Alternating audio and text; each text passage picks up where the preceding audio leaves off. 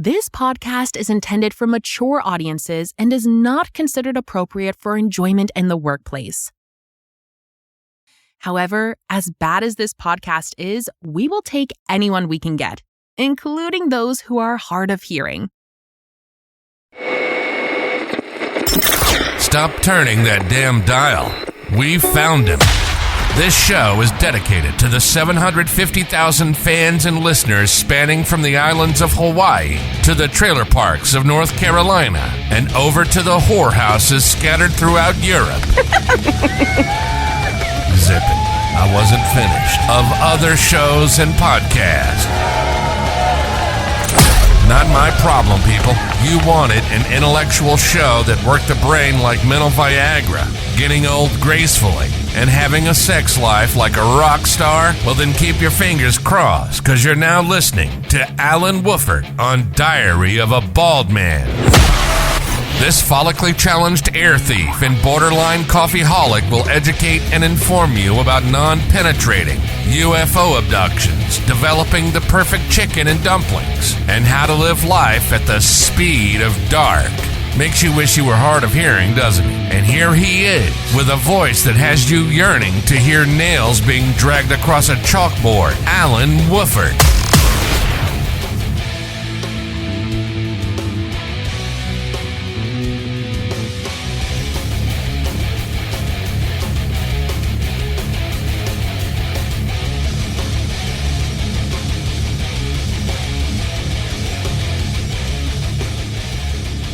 Hey, boys and girls, welcome back to the show, and all those in between. You're listening to Alan Woffard on Diary of a Bald Man, coming to you semi-live from the US Army Garrison on the Kwajalein Atoll. Before we get into the show, let's give a good shout-out to all of our fans and listeners and subscribers. 97,000 plus of you around the globe have been listening, downloading, sharing, commenting, liking, subscribing on various platforms, and I am thankful and I love you for that. Helping us podcasters spread the word either by casual conversation, sharing the links, things like that.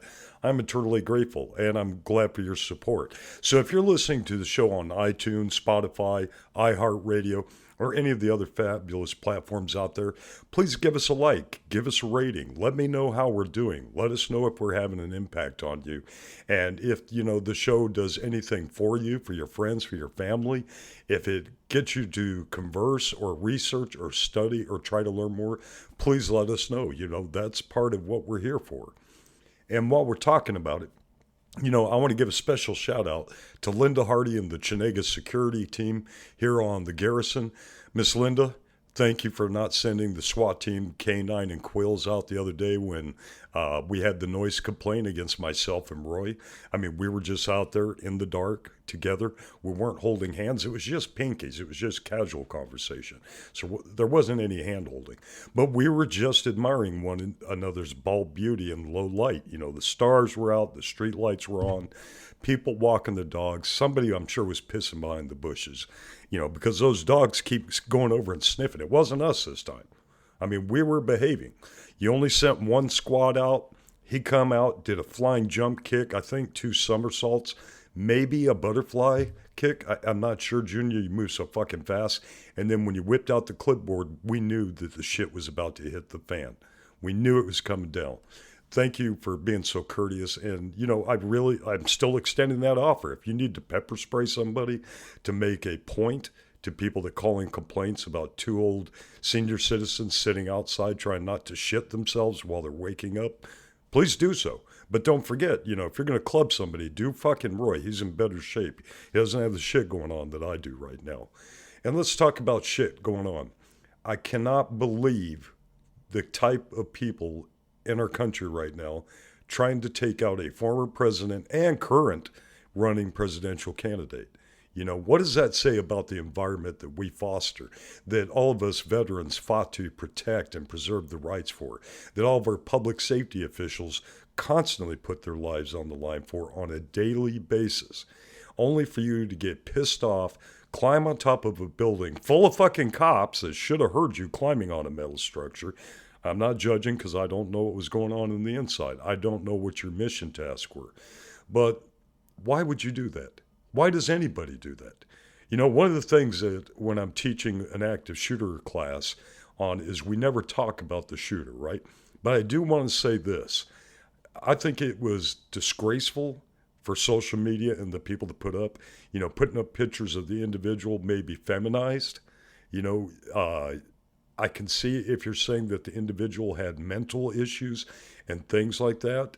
But, all you're doing is creating havoc with people that may assume that they are of another gender, even though scientifically there is only two.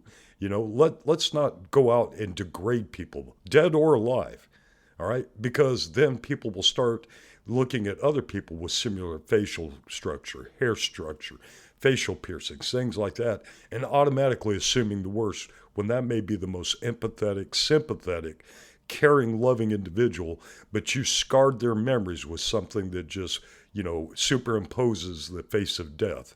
And so they're going to take action, and it's not always going to be good. Think about the Haktua girl. Look at the shit she's going through right now. Fucking memes, stuff like that. Yeah, it was a funny event. She was in Nashville, enjoying herself. You only live once. Say your thing. Get it out there. I don't think she intended to be an influencer, but it happened. There's thousands of memes, funny images, things like that.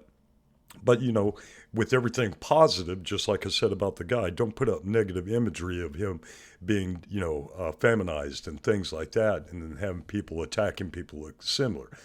But anytime you have something positive, you have creeps and you have fucking haters and stuff like that coming out. And somebody will be joking one day, maybe it's their daughter, their sister, their wife, girlfriend, and she'll do the Hawk 2, and that individual hated it for whatever reasons. And then it creates a domestic event. Think before you do shit, people. Yeah, we only live one fucking time, and you do have to take a chance, and you have to have the fortitude to stand up, say what's on your mind, but don't do this with violence. Do it verbally. We're fucking educated. You know what? We're supposed to be educated. We're supposed to be more intelligent than, just a visceral animal. Don't act like animals, unless you're in the bedroom. Tear that shit up. And talking about tearing that shit up and acting visceral in the bedroom, God forbid, Dr. Ruth Westheimer, one of the funniest, most intelligent women in the world, is now gone. 96 years old. And who knows how many people she helped to have a better sex life or to find themselves and be able to satisfy themselves when they thought, well, nobody else wants to bed me, or smack this ass and pull my hair. I mean, Dr. Ruth was just nutty. She was funny. And she took the stigma out of talking about sex and the fears that people have and some of the interesting things that they have. And then on the other side of the scope, you have Richard Simmons, one of the most outlandish, funny, buoyant people, I remember as a young man. I mean, I was never really big into his shows, but the energy that he displayed, the positivity that he displayed for everybody of all sizes, all shapes, all, physical structures and things, he was just a positive motherfucker. I mean, he would get out there and I would laugh my ass off his outfits and say I could not pull that off because I didn't have his personality. I didn't have his buoyancy. He just had that energy that would stimulate people, and sometimes not in the best way. There were haters out there because of positivity. Because remember, positivity and negativity, attraction, stuff like that. So what you do with kindness. What you do with love. What you do with your heart. Not with your mind, because your mind will fuck you every time. Our environment is stupid.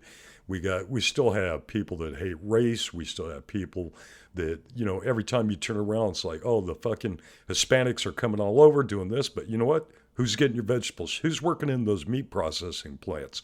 Who's the ones that's out there doing, gardening and doing amazing jobs with landscaping and construction and stuff like that? I don't see too many other fucking nationalities out there busting their ass to keep their family fed, to live the American dream in a manner such as that. I see a lot of the tradesmen, both white, black, European and stuff, that go out there and do things.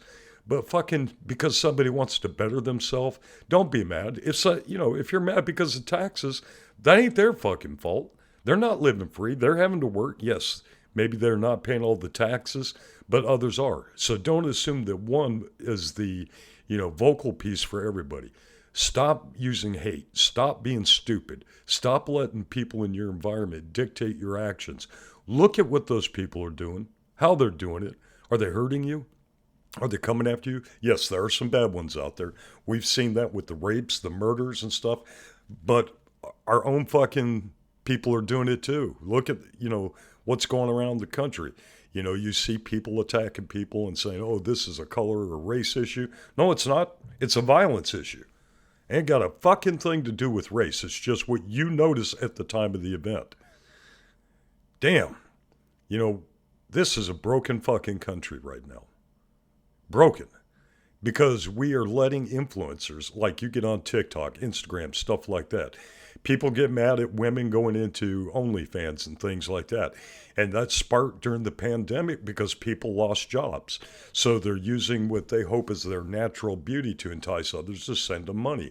Just for having the bravado or the confidence to strip down and do sexualized things, which I don't think a person should have to sell themselves sexually. Where do you have enough human trafficking going on? I mean, fucking look at all these old motherfuckers going into, Asian countries and, getting a wife and buying it, like it's property. But I'm not judging them either. Because back in the day in the U.S., you could order a bride, have her sent out to your farm, things like that. It's been around forever, People are people. We all want companionship.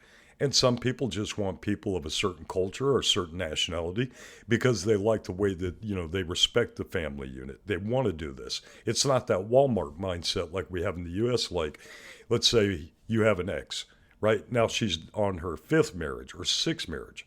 What are they looking for? What are they shopping for that they didn't get from the first 4? You get tired of something, you get bothered by something. Oh, throw it away, go get you a new one. If you're not willing to work at that and work on yourself, it doesn't matter how many you get, where you get them from. It's not going to last. It's not going to be worthwhile. Love yourself, as Dr. Ruth said. Rub one out. If you get that tension going on, reduce it yourself. Not in a public fucking setting, not in parks and shit like that. Go home, you fucking perverts. Do it like the rest of us grown-ass adults. Take a picture of your wife when she's not looking, getting out of the shower. Take it with you and say, I got you now, baby. All right, so let's get serious for a moment, right? So again, with the president being shot, another thing that happened is, our current president just stepped out of the election process. He is not rerunning for office. So where are we at? What's going on in the environment? What do we have to look forward to? Right now, we're going through so many different things that I would say it's a broken arrow. And if you're wondering what a broken arrow is, back in the day when I was younger, a broken arrow was a half-breed kid. And people were like, what does that got to do with a broken arrow? Well, you were one half of a white American, one half Native American. You could have been one half Hispanic, one half this, one half that. You had two things. You weren't a whole. You were a fragmentation of two different cultures. And there's nothing wrong with that. There's nothing wrong at all. But, when we look at people today, people say, oh, I want a purity in this and I want a purity in that. For what? What the fuck's the difference if you got somebody that's going to be a portion of this? I took the Ancestry.com test. I'm not Native fucking American. I am not a broken arrow. I'm Heinz 57 like the rest of you motherfuckers. You could say, well, I'm 100% Texan. Okay, that is not a nationality. That's a state. And we'll get back to that in just a moment. Let's take a mental health break and listen to Walking on Fire by Walking on Fire. Don't go away. We'll see you in a moment.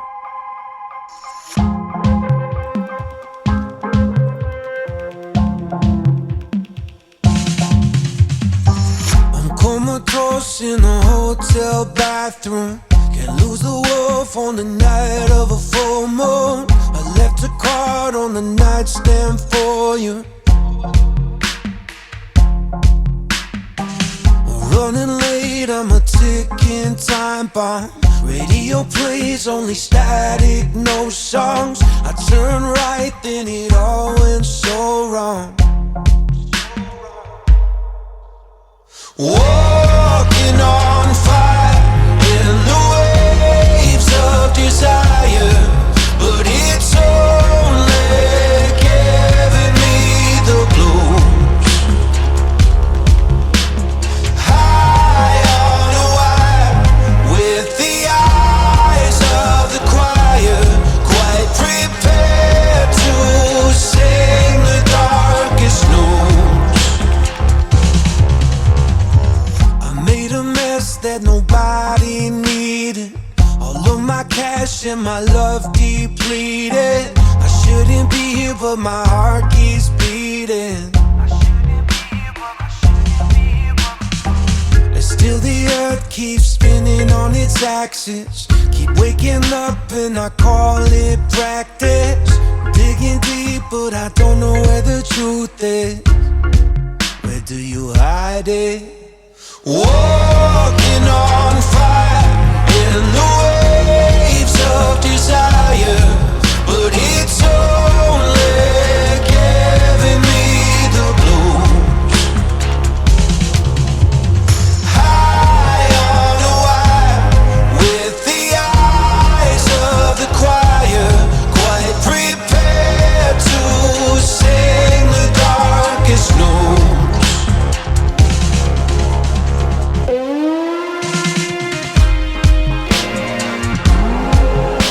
Your bets on me, and I'll keep you waiting. Walking on fire, just a man on a wire who keeps searching for the greatest view.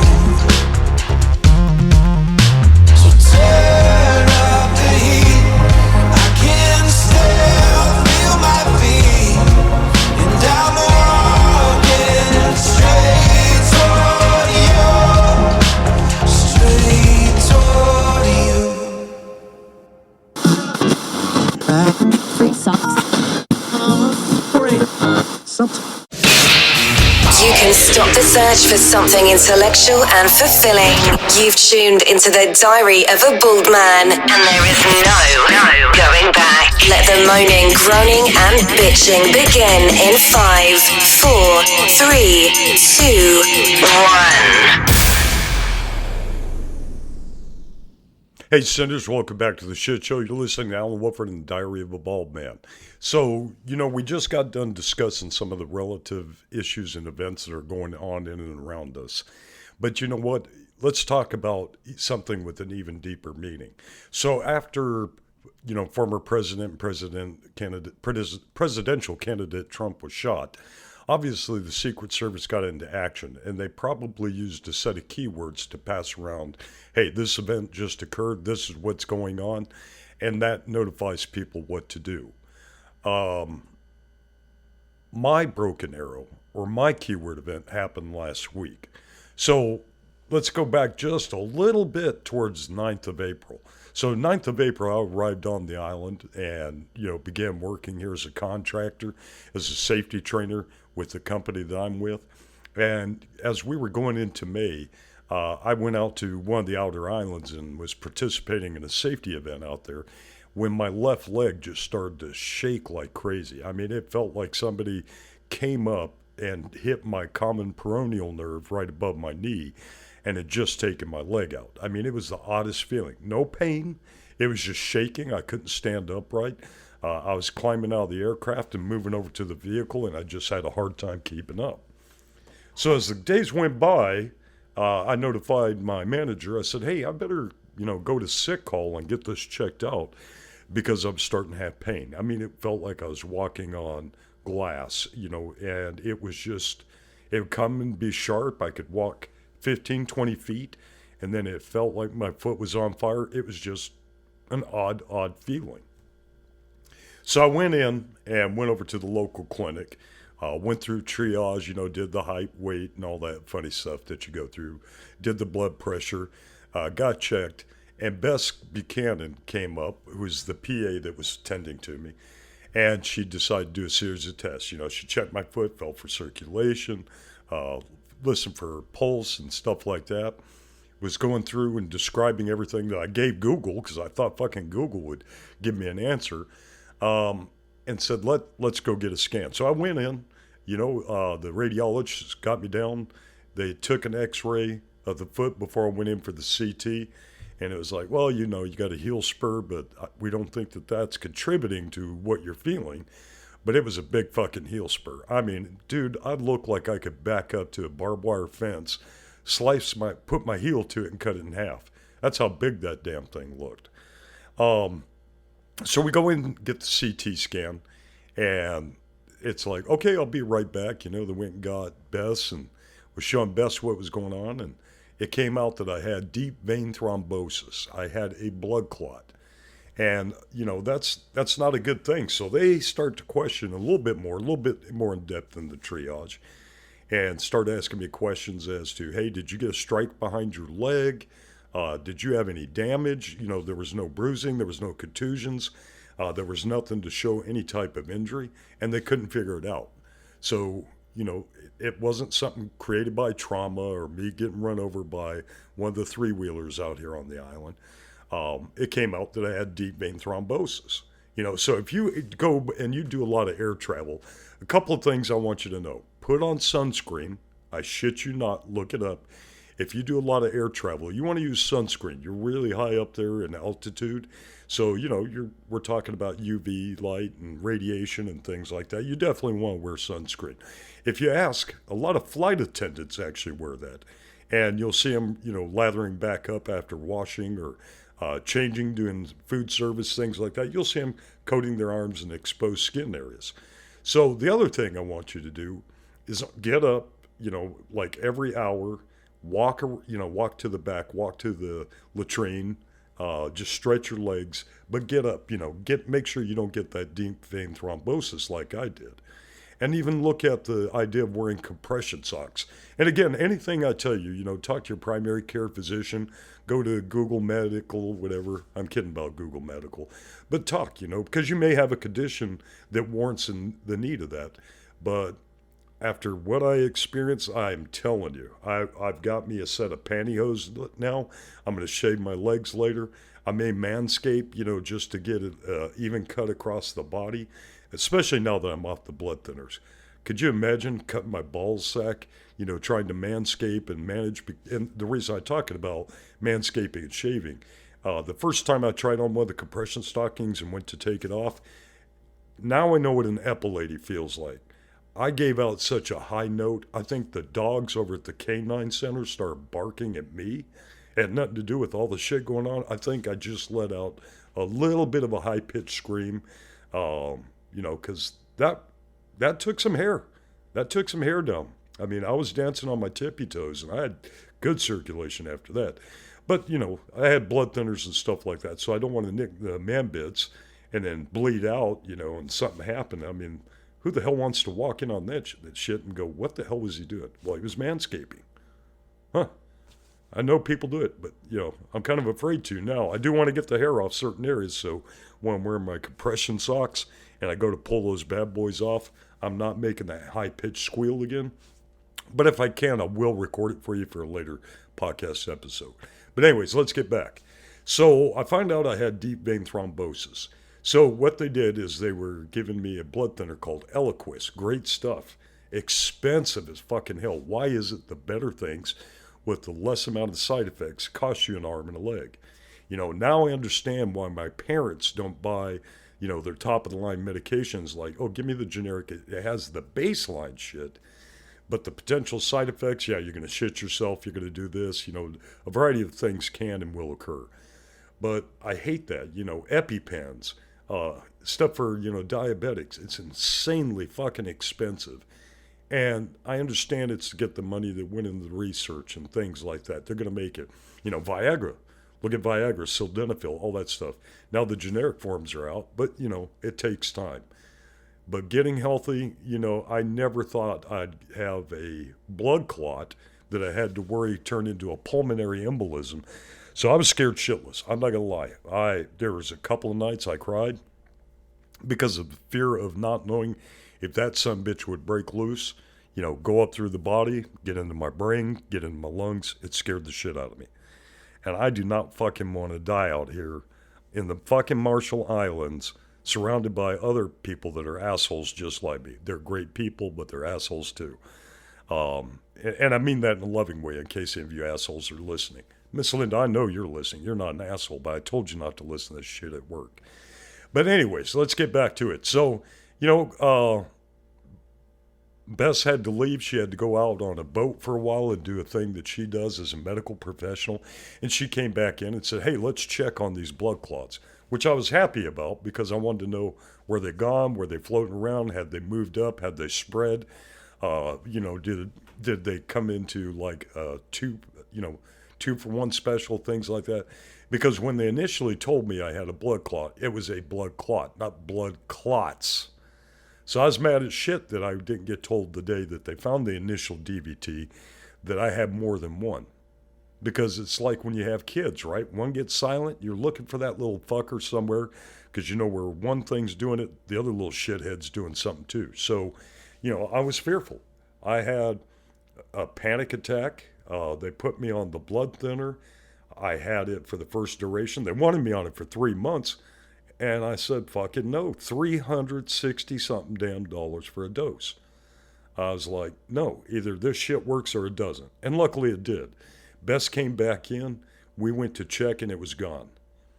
But where my broken arrow event came in is while they were looking to make sure it did not go up into my femoral artery, they found out that my femoral artery was occluded, meaning it was blocked. There was plaque. There was other shit, that was up there. And that was creating a blood flow issue into my lower calf. And that creates the pain and the burning sensations and the walking on glass and, just being in agony. Not agony like somebody, that had their foot crushed, things like that. Just the agony, that lack of circulation, and you're trying to walk, and it's like you've got a quarter of a tank of gas, and you're running 100 miles an hour to get to that next stop, and it's only going to get you so far until it overheats and then stops because you burn up all the fuel. But, you have to be considerate about this. And my broken arrow event came up when they said, okay, this is what's going to happen. You've got to get off island. So to let you know what the broken arrow event is, again, the first time I ever heard broken arrow, it was in reference to, mixed breed kids. But then as I grew older, you had the movie Broken Arrow. So Broken Arrow was, it was an Air Force guy, was flying over the desert, aircraft they had to eject, and they lost the weapon. So they called it in as a broken arrow, a missing weapon. Then when we were soldiers, Mel Gibson used the term when they were at their last point, they were in a heated battle. The Vietnamese were coming in. He was about to lose the entire thing, the ground, personnel, everything. Sam Elliott was there. He could have fucking stomped half of them by himself in the movie.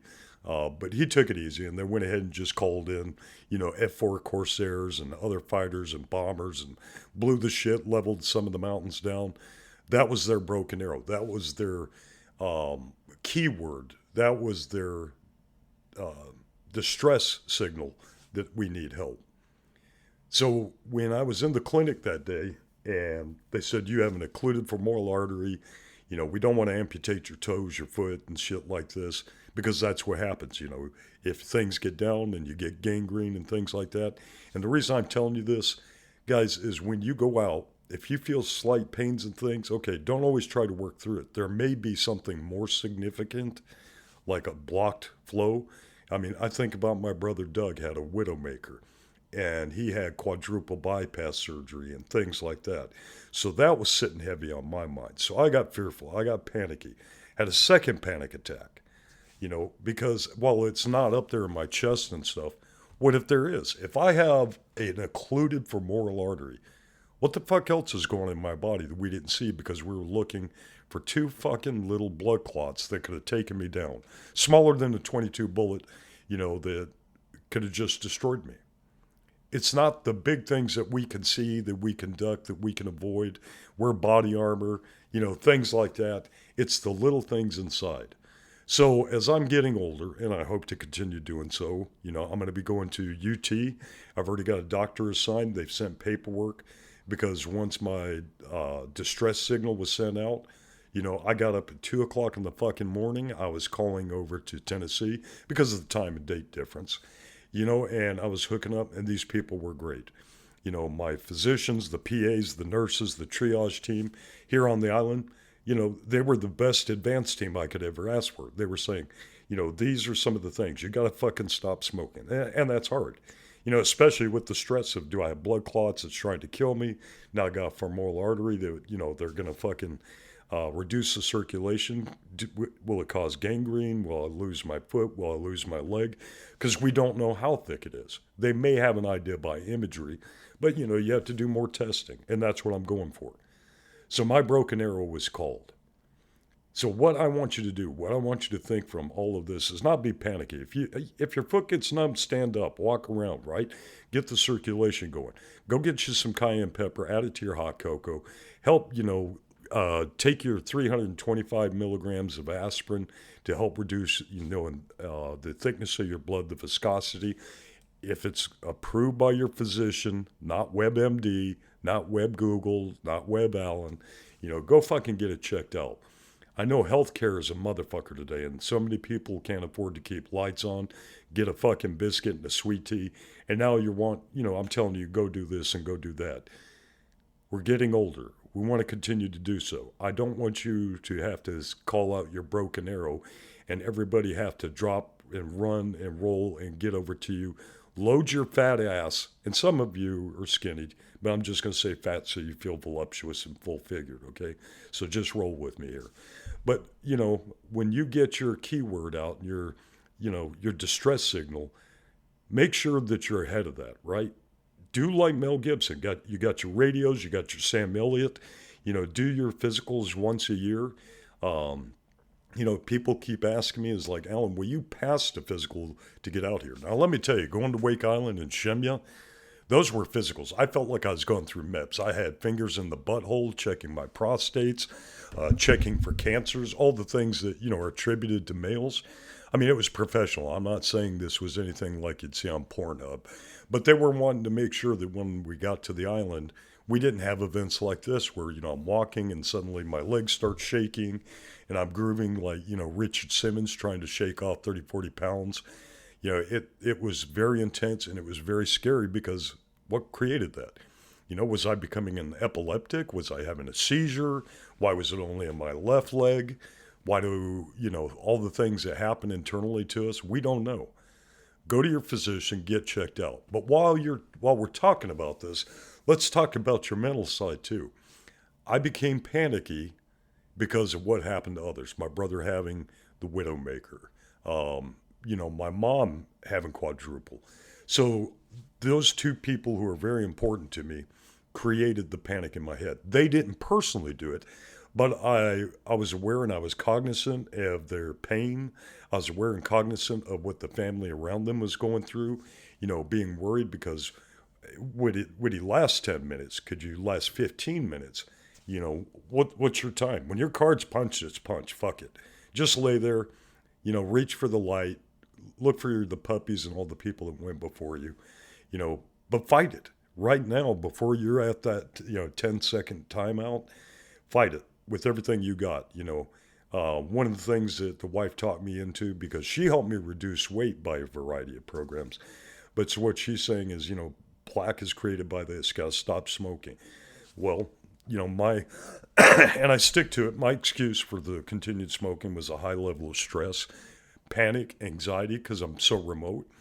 And I don't want to die without kissing on her and grabbing her little round ass one more time. I don't. I wanted to look in her eyes and let her know that I love her. My life was so improved by her and my family and the people around me. I don't want to go before I can acknowledge them and validate everything that they put into me, right? So right now, my broken arrow has been called. I'm going to go out and I'm going to get treated. I'm not scared of the surgery. I was previously. But what I was scared of is the shit I saw online because I was wanting to diagnose what is the best case scenario? What is the worst case scenario? What is the likelihood, how long does the circulation have to have been cut off in my left leg before, muscle starts dying? Things that are going to have adverse effects and keep me from living a life in a continued way with two legs and doing the things I do. Other people have done it. Fucking survivors, they're badasses. Here I am bitching and whining, and I don't know if I have anything to bitch and whine about. And here's the most fucked up of all of it. I created this. My smoking, my eating hamburgers, whatever the fuck creates the plaque that gets into us. That's my fault.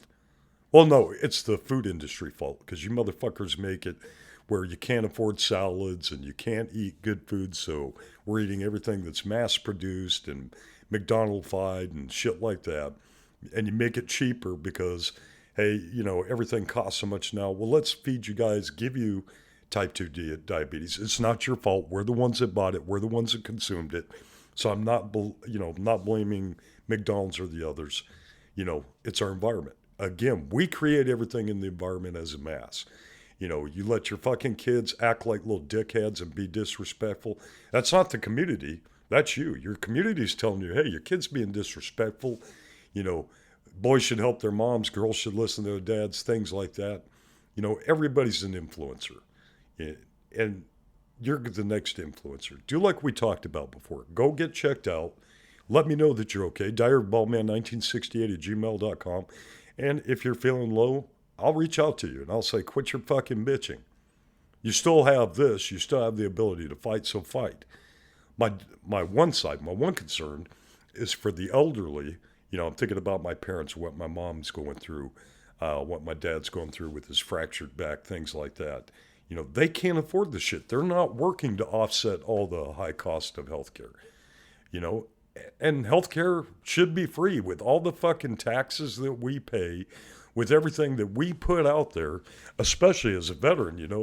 A lot of us veterans, have some VA benefits. That's another thing that I've got to address when I get home. There's all kinds of things out there, but we have to pay out the ass with the money that we got taxed on. Then when we buy, we have to pay taxes on, and it never ends. So we can't afford the shit we really want and need. Remember the last podcast? What do I like? What do I need? What do I want? Well, I need good health care because I fucked myself up because of what was available in my environment, because I couldn't get it anywhere else. Look at your environment. Start planning now. Go get checked, get your hearing checked. I mean, you're not going to recover your hearing. You can get a hearing aid. You can't replace your eyes. You can get better glasses. Check your circulation. Check your cardiac. Check for viruses. I'm not fucking talking about COVID. You're going to get the flu. You're going to have other shit too. But, take your vitamins, follow your health care.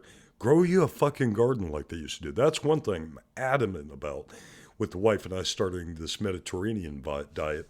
Excuse me, it's not a diet. It's a lifestyle. Diet's temporary. Lifestyle, you're stuck with it. So you don't fucking develop plaque and other additional issues. So we're going to get into that. And I'd like you to join me. Let's do a thing. When I get home, and I'm starting the garden while I'm waiting on surgery or corrective action for my femoral artery, it's going to be a while. It may be 2 to 3 months before everything's up. Who knows? We don't know yet. But we're not going to stress about it because we've said the duress signal. I've got a flight off island here on the 29th. I'll be arriving back in Tennessee on the 30th. So if you're going to be over at the Tyson McGee Airport with your sign, make sure, please, use black letters on a light contrast back because, I'm going to be tired and fatigued from all the flying. I'm going to be wearing my stockings on my freshly shaved or trimmed legs. And I'll be the one gimping. So hold your sign up, say, hey, Bald Man, welcome back. Come up, get a hug. Get 2 hugs. I don't give a shit. Yeah, get you a couple while I'm standing out there. I mean, I'm not going to smell very fresh being, locked up into a sardine can with a bunch of sunscreen on, drinking water and walking to the head every few minutes. But I'll be there. So let's plan for some future podcasts on what's going on with Alan and his femoral artery. Let's prepare for ourselves, right? Let's look at what we could do. Maybe we can get with our family, have a community garden, get some extra virgin olive oil, get you some sardines, get you some other shit. Find out what you can buy bulk and save money on. Let's go into this Mediterranean lifestyle together. But plan, prepare, communicate. Same thing as me. If you get to a point where you're about to break, both emotionally and physically, have your outward, have your distress words so that when you tell your family, hey, I feel like a cotton ball, they know that you need them right now. They know that you're feeling lightheaded. They know that you're going to absorb everything around you. But talk to your family. God forbid, they travel, they're doing something like me. Have a distress word or, a panic word so that if something's going bad, without going into a full conversation, they could say, honey, broken arrow. I love you guys. Don't forget to go to your podcast platform, vote, leave a message, email, tell me what you think. But I love you. Let's bring this back. Here in about a couple of weeks, we'll do a follow-up. I've got imaging due on the 7th at the University of Tennessee. So we'll get going, and I'll let you know what's going on. I like you. I love you. Don't forget to vote. People's Choice Podcast Award, Diary of Bald Men Under Culture and Society. Share the show. Tell us how we're doing. Love the people around you, and be positive in your environment. Now, fuck off and have a good time. I love you. Take care and enjoy the rest of your day. Alan Woffard has produced this podcast for entertainment purposes. Neither this nor any other podcast he produced constitute legal, medical, marital, sexual, or professional advice. The opinions and views presented by Alan are his own and do not reflect the views or opinions of employers, clients, family, Facebook groupies, promotional sponsors, or baby Jesus. Any health information shared or mentioned as an alternative does not create any patient-physician relationship or other professional relationship between the audience and the presenters. No person listening to any podcast from this rocket surgeon should act or refrain from acting based on the content of a podcast without first seeking appropriate professional advice and or counseling, nor shall the information be used to substitute for professional advice and counseling. As stated earlier, this show is for entertainment purposes, not how to lead or change your life. Do what is best for you or what your spouse approves of. Alan Woffard and all guests of the show expressly disclaim all liability relating to any actions taken or not taken based on any and all contents of this site.